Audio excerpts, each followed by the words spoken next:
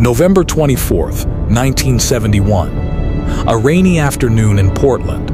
A man with a cheap briefcase and a dark secret boarded Northwest Orient Flight 305. He looked like any other businessman, but within hours he would commit the most audacious heist in aviation history, and then he would disappear forever. No identification left behind. No fingerprints that led anywhere. He was a ghost in a suit, a shadow in the sky. The world knows him by a name, D.B. Cooper. It began at the airport counter. He didn't book weeks in advance. He didn't have a return plan. He bought a one-way ticket to Seattle with cash. He signed the manifest with a fake name, Dan Cooper, a name that would soon be on every headline in America. He walked through the terminal unnoticed. He looked normal, acted professional, but he was carrying a bomb. At exactly 2:50 p.m., the flight took off.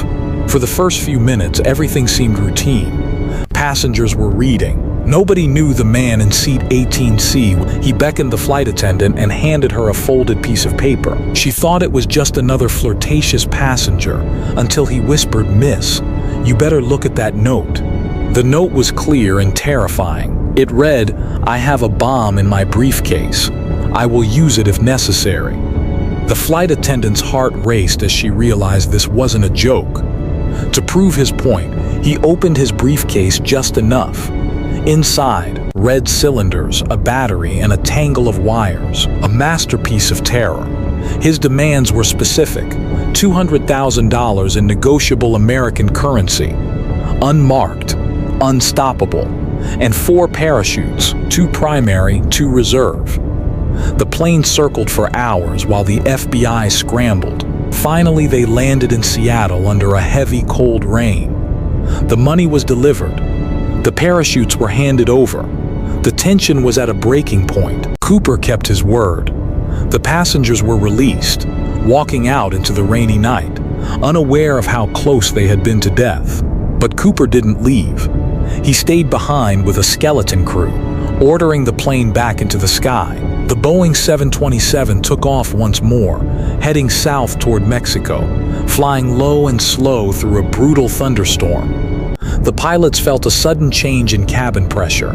The man was gone from his seat. Somewhere over the rugged wilderness of Washington state, Cooper lowered the rear stairs into the freezing night air. With the money strapped to his body, he stepped off the edge. He jumped into a void of wind and rain. He vanished into the heart of the storm. No parachute was seen opening. No scream was heard.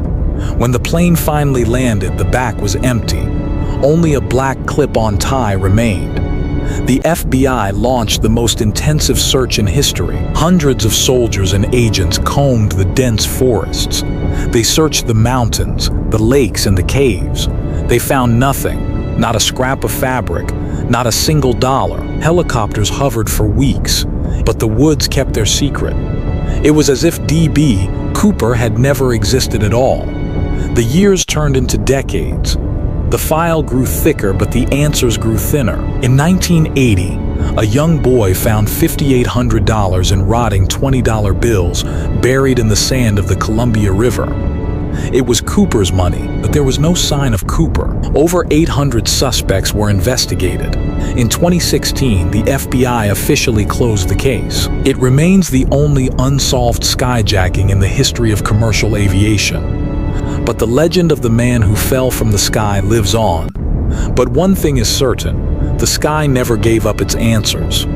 D.B. Cooper didn't just jump into a storm, he jumped into immortality.